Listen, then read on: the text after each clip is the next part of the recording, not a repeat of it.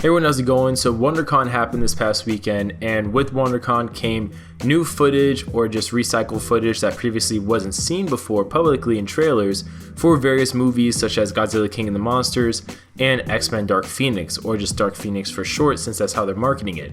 Now for X-Men Dark Phoenix, the first part of the footage goes with the X-Men heading off into space, and the X-Men are basically attempting to do a rescue for a space shuttle. Now during this, it was a very interesting observation by MCU Cosmics Jeremy, where he even mentioned it's kind of weird that Storm is using her powers in space without an atmosphere, and also that it's kind of weird they're promoting this as being the cosmic X-Men movie, considering as far as we know so far the most cosmic they're getting is going into like the direct space right outside of like basically in orbit, so not that far out. Now during this, Cyclops is whining about Jean Grey, hoping that she's okay and that she's safe and this and that.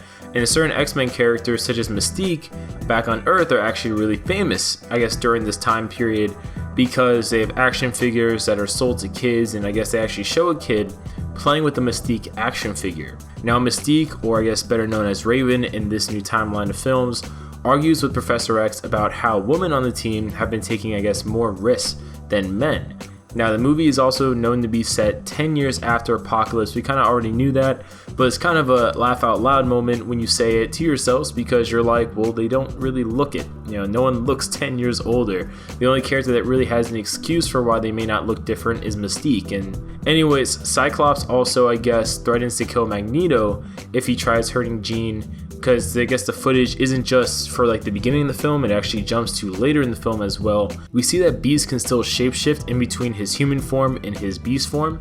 I don't think they'll ever permanently resolve that for the most part, and it's just kind of, it is what it is at this point. And we also see Magneto confronting Jean, who's now, I guess you could appropriately call the Phoenix, and he lifts a subway car from underground. And when he confronts Jean, just like we saw in the last trailer, crushes Magneto's helmet on his head, which I thought was a really cool scene, because in my mind I'm envisioning it being kind of a show of power, where Magneto's probably trying to uncrush the helmet using his powers, while Jean's using her powers to overcome his and crush it, just to show just how powerful she is. If that's what they're going for, I think that's kind of cool. If she's just crushing it, no issues, like no resistance, I think that's kind of lame. And they also reveal formally that her character is being manipulated by Jessica Chastain's alien character, which they won't reveal the alien race for, but originally early in production it was supposed to be Skrulls, and that was going to be the Skrull Queen. So it's likely, and they say that she's still a shape-shifting alien, so I wouldn't be surprised if that's the case. But comment below your guys' thoughts. What do you guys think about this? Are you guys excited for Dark Phoenix? I know a lot of people came out of that WonderCon footage actually excited about the movie.